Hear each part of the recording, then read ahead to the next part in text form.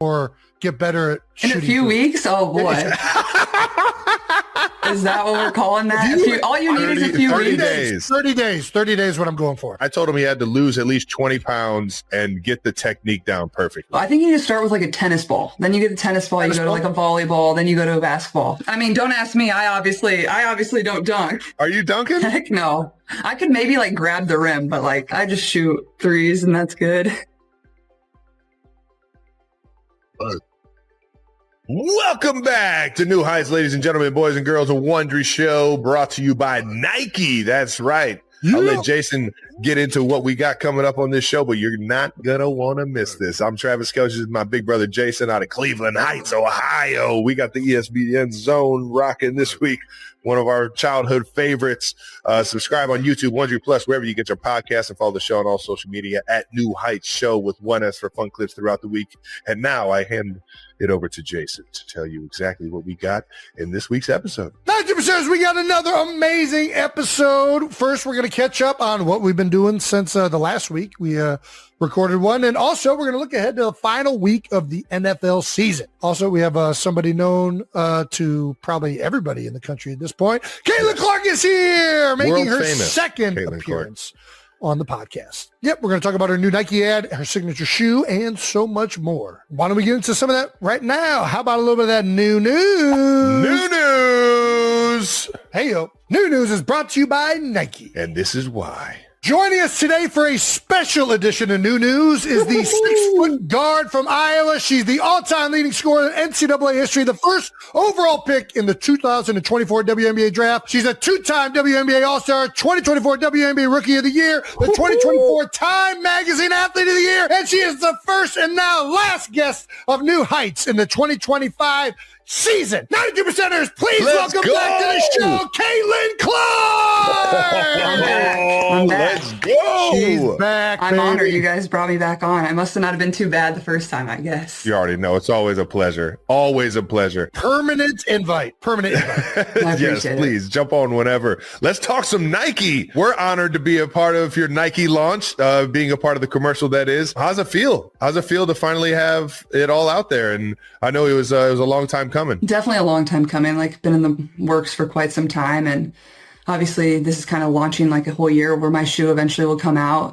Wearing it on the court this coming season. So nice. That's probably what I'm most excited for, but like just getting the people more excited with the logo, and obviously I already have some merch out, which you're proudly rocking, which I appreciate. Yeah. But yeah, no, it's so exciting. And a lot of the people that were obviously in the commercial, you too, and Travis Scott was in it. My college basketball coach was in it. And then just some other people that have kind of like been huge fans throughout my career, or, you know, have been a part since I was either in high school or now professionally. So I felt like the ad was like very me. So that was super cool. And it was fun to shoot, and, you know, just really thankful that everybody was a part of it, and especially you guys. So you made it fun. You brought the energy. Yeah. Jason wanted to do. Jason can't make a jump shot to save his life. He's actually like, you are out of your mind. Next time we need to get you guys on the real basketball court. That's what would have made it funny. You're like out there actually. You already know. All right. It's funny you mentioned this, because recently I got into a basketball court for the first time in like 20 years. I'm on a mission to be able to dunk, Caitlin. I've never been able to. No, he's been doing this. This mission has been 30 years running. We have video footage. Brandon, do we want to play that now? Yeah, let's see what we got. Oh, gosh. This is going to be hilarious. I'm Jason Kelce. And this is Jackass. I'm going to try and dunk a basketball. I can't jump off of 1 foot to save my life. I mean, you made it still, but that wasn't done. It went in. Oh, dude, you're not even touching the rim. We got a ways to go. We got a ways. We got a ways. You have no Look at that. Look at that. I'm kind of up there. Okay, that one's not as bad. I'm a better 2 foot jumper. I can't jump off of 1 foot. I'm going to tear my Achilles. You're a fundamental guy. We got to get you the right fundamentals. This is what I wanted to ask. Are there techniques to jump higher? I mean, I don't know. I think it's technically easier to jumping off of 1 foot than 2 feet. I think jumping off of 2 is probably harder. Drive. That's kind of like a high jumper. You really drive that other knee up, and it helps you like kind of catapult yourself up there. But I think we're out of He has to do it by 2 because he squats so much. Yeah, you're a power jumper. Well, it just hurts my ankle so bad trying to jump off of one leg. He's got a bad ankle. You're in danger. Do you feel more comfortable that I could maybe dunk in a few weeks or get better at shooting? In a few weeks? Oh boy. Is that what we're calling that? All you need is a few 30 weeks. days. 30 days. 30 days what I'm going for. Oh gosh. Trav, can you still dunk, you think? Are you kidding me? You name I go between the legs right now. No, not all like that. I can definitely dunk though. I'll have that in the bag till I'm at least like 50, I think. Jason, I told him he had to lose at least 20 pounds and get the technique down perfectly. I think you can do it though. I think you need to start with like a tennis ball. Then you get the tennis ball, you go to like a volleyball, then you go to a basketball. Okay. All right. Work your way up. I mean, don't ask me. I obviously don't dunk. Heck no. I could maybe like grab the rim, but like I'm not anywhere close to that. I just shoot threes and that's good. Shoot it from anywhere. How easy is it for somebody to learn how to shoot who can't shoot? Just hypothetically speaking, not for myself. Honestly, like, I feel like if you're willing to like learn and like, that's the problem I feel like with a lot of like young kids and like young basketball players, their form is like so jacked up, but like, I feel like it's a pretty easy thing to pick up on like from a young age. So that's always what I tell like young kids, like make sure your form is always good and then you like kind of work your way back. But that's what I would always say the most important is. And like, I would get mad at my dad when I was a young girl because he wouldn't let me like just launch threes because like my elbows would be out like this. I'd be like throwing it like that because I wasn't strong enough, and then it like ruins your form, and then you have those habits like going on through the rest of your career. So, but I mean, if you're like willing to learn and like, I think that would be easier than learning to dunk if you like couldn't jump, like you're trying to like become explosive again, I guess. I feel like standing there and being like this would be a little easier. All right, fair enough. I kind of shoot. I got that Sean Marion going on right now. Yeah. I got to get better at that. But he either Sean Marion's it or he just goes one hand. And honestly, he might be better. One hand is impressive. That's really impressive. One hand, top of the key. He knows he has the backboard if he throws it too long. I don't know what to do with this left hand. It just feels awkward to me when it's involved with the basketball. That's harder. So that's impressive, honestly. This guy's insane. Let's get back to Nike though. I gotta ask some questions because I'm such a huge sneaker fan. You said that you're wearing the new kicks coming up this season. Yeah. I honestly, for everyone that doesn't know like the process that goes into like making the sneakers, like how long in advance has it been, or like when does it all start? Do they come to you with a shoe, a bunch of shoes? Do you kind of get to tweak them here and there? How is that process? Yeah, I think it's honestly been like probably one of the coolest things I've got to do since. Honestly, the process started at the end of my senior year when I was at Iowa because I was deciding what shoe company I was going to go with. And I talked to Nike, Adidas, and Under Armour, and they all offered me a signature shoe, obviously some faster than others. And, you know, everybody knows Nike makes the best product. It just kind of takes a little bit longer. And so I grew up wanting to be a Nike athlete. Every kid does. Nike, Jordan, like that's the premier brand, and everybody knows that. The custom Kobe's, yeah. Oh yeah, the custom Kobe's are fine. I sent like Harry and some of your friends, so they're like, how do we get the? I was like, I got you. But no, I mean, it's probably been like a year and a half now of like figuring out what exactly I want.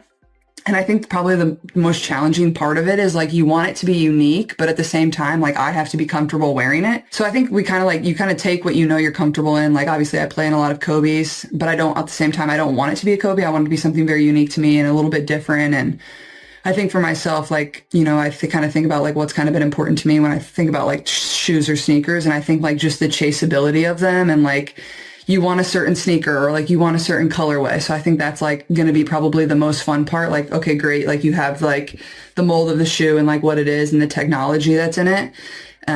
But more so, I think I'm more excited about like making the certain colorways or collabing with certain brands or whatever it is. I know I definitely got the Chiefs colorway on the way or PE or something. Maybe we can get Andy Reid to like coach in them at some point or something. Are you kidding me? Or we can turn into a cleat. Or we get something like that. Oh, but listen, you're speaking to me now. I'm game. It's so cool because a lot of like you're doing exactly what like I've always dreamed of doing in terms because everybody that plays a sport or definitely is a hooper like dreams of having a signature shoe. Like it is the coolest shit ever. But I remember LeBron came out with his first signature shoe and it was like he had this Hummer in high school, the notorious Hummer, and he kind of like shaped or like made the shoes kind of resemble a Hummer's like look and model and everything like that. Like when it comes down to like it being true to you, I can't wait to see exactly what this thing looks like. And you already know I'll be the first one in line to get them. Yeah, no, it's gonna be cool. And it's crazy because LeBron's on shoe 23 now, which is like crazy to think about how long his signature line has lasted. I know, it's crazy. And I've gotten all 23 of them. You don't see like a lot of signature cleats in football, do you really? Like it's not really the same. Like Trav, you wear like your own PEs, like Jordan PEs, right? Don't you? Yeah, exactly. Yeah.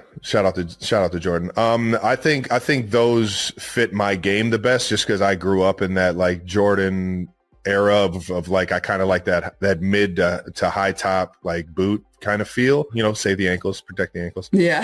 Seriously, but it's ironic how like a lot of like LeBron's made his way to the football field. Right. Jordan's made his way to the football field. It's kind of like the basketball players kind of run that world of like what's on your feet, and it's always been because of how good you guys are on the court. How much goes into the technology? I am curious about that because that's one thing that I get frustrated a little bit with, like cleats, modern cleats. Sometimes I'm like, man, I wish these things grab better. I wish they had a different mold on the bottom of them. Like, were you super involved in that process as well? Yeah, for sure. And like, obviously I'm pretty like picky about what I wear. Like I like a certain two Kobe models. So like I knew whatever I was going to put in my own shoe, it need to be like the equivalent of that technology or even better. And it's going to be even better. I'm not going to say exactly what it is because I think it'll get people excited about it. And I think even like the Chinese market, like I was talking to some people at Nike, like over in China, like they'll cut open the inside of the Kobe's and like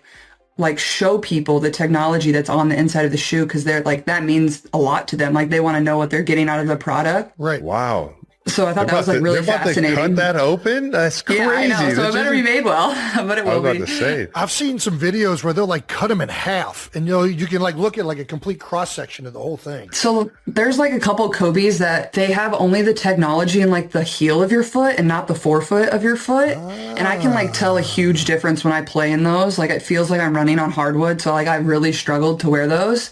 But for other people, they obviously love them. But for me, it's like no, I need that technology everywhere. So that's honestly been a huge part of, the process and the creation of the shoe is like it being comfortable and exactly kind of what I need. And the technology that we're going to put into it isn't anything that they've ever put into a basketball shoe before. So I'm really excited about that. That's exciting. It really is amazing how much one shoe works for one person, but it doesn't work for another. Like Nike switched the bottom of their cleat, maybe 2018, Trav? When did they start going to that new mold?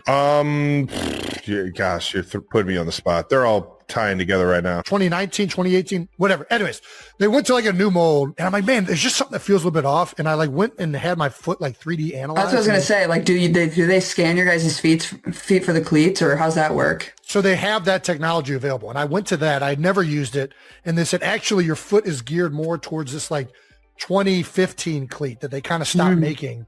And I went back to that. I was like, so they had to dig some up in the storage unit so you could play. They were searching equipment rooms like this. I was wearing this cleat up until like 2024. That's crazy. And then I'd have to take them to a cobbler in South Philly who would have to re-glue it because the glue was starting to rot out on these things. Oh, Jason went full on custom. Like he got his own. He had to retire because they didn't have any more cleats. That's exactly. Right. Yeah, exactly. You still got those things in the garage if the Eagles need one game out of them. You still got them. Yeah. You still got Stop. What did you guys collect the most of? I know, like Trav, you collected a lot of shoes growing up. Like, what were you like? What did you like the most, or like what was something you kind of always wanted to get? Or what's your favorite pair of shoes you've ever owned? I was just going to get into. I didn't want to get into too much about your shoe because it's still the excitement of everyone, the drop and everything. But my favorite shoe ever was the Marty McFly. When they came out with the self-tying and just the whole boot and finally bringing that to life, knowing that it was in the future back in the 80s and like they actually made that mold. It was like my first purchase when I got a check. I was like, went online, great. Like Marty McFly's Nike size 13 because they did make a size 14. And I'm just like, where are they? And I grabbed them, and I still got them. This thing still light up on me and everything. I'm what some people might call shoe ignorant. I don't know anything about shoes. You just wear whatever you get for free. I like that. That's what it was. I wore sandals, and then my mom got me The only time I ever cared about what I wore, she got me 2 pairs of Skechers, and I wore these things into high school, and never again have I ever worn a pair of Skechers. Did they light up? They did not light up. And I got clowned so bad. And then I immediately went out and bought some Timberland boots because everybody was saying He's those been were rocking the best. Timbs ever Rocking since. the Timbs. That's great. But, that's hilarious. From Skechers to Timbs. That's quite the switch up. I was like, I gotta fix this public image right now. This is not good. My original love for kicks came in the Jordan era. I remember wearing the 14s, or the Jordan 14s in like middle school travel league basketball.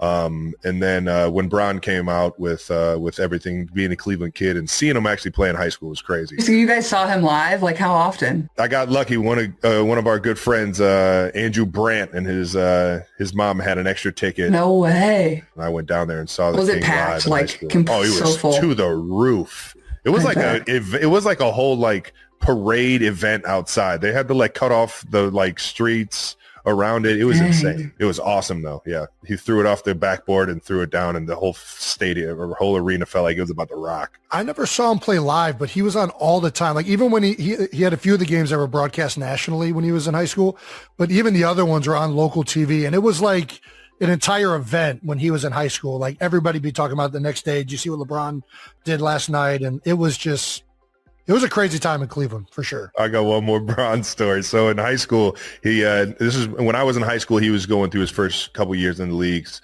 and his Bron 2s came out, and Bron 2s were iconic shoe. I still have so many pairs of them, but at that point I wanted to get like a pair that nobody had. And in my mind, I didn't really know the like sneaker market or like how things worked or anything like that. So I thought I was going to go out and get a pair that nobody had. And literally like there was only like 2 colorways that LeBron had officially came out with at that point. And I went online and I'm searching all on the web for like a LeBron 2, and I found this black and silver pair of LeBron 2s. Were they fake? Begged my mother to get them for me for Christmas. Walked into Heights High with them, and Harry's older brother Will actually came up to me. He's like, "Trav, let me see those things." He looked at them.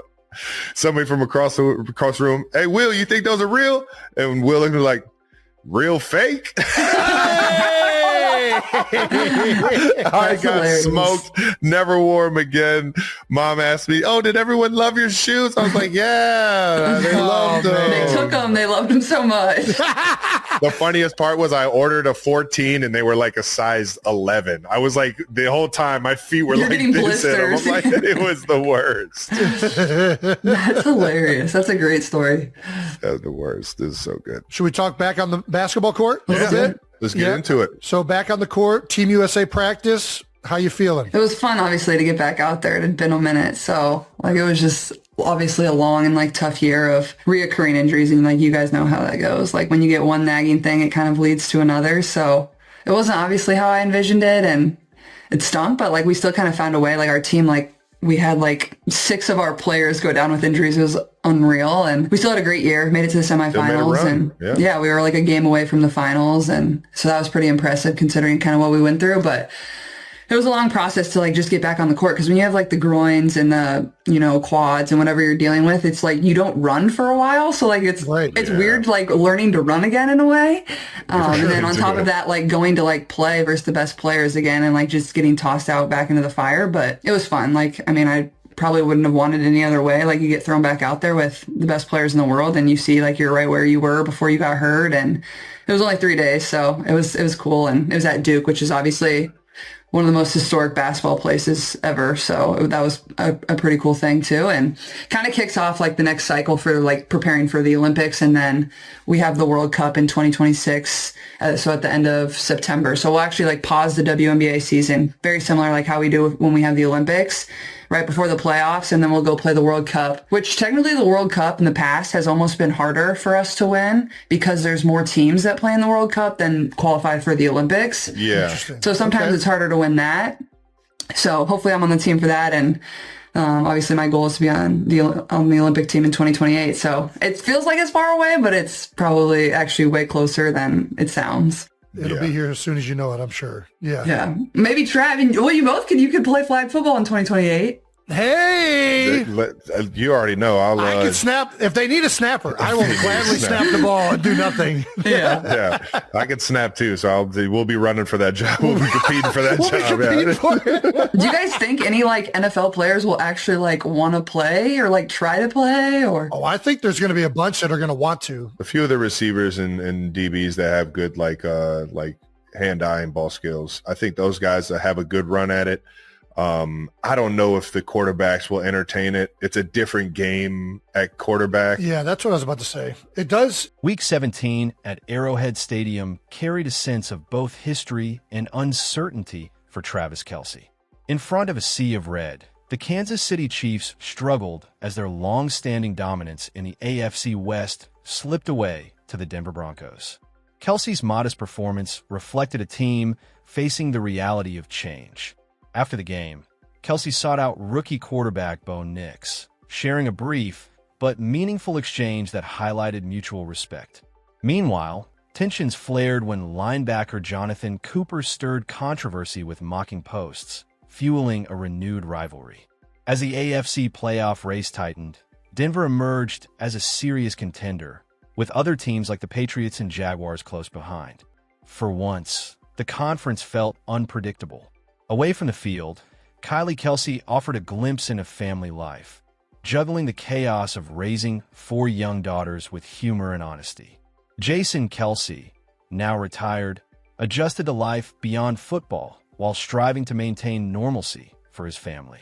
Through victories and challenges, the Kelce family continues to balance fame, football, and everyday life.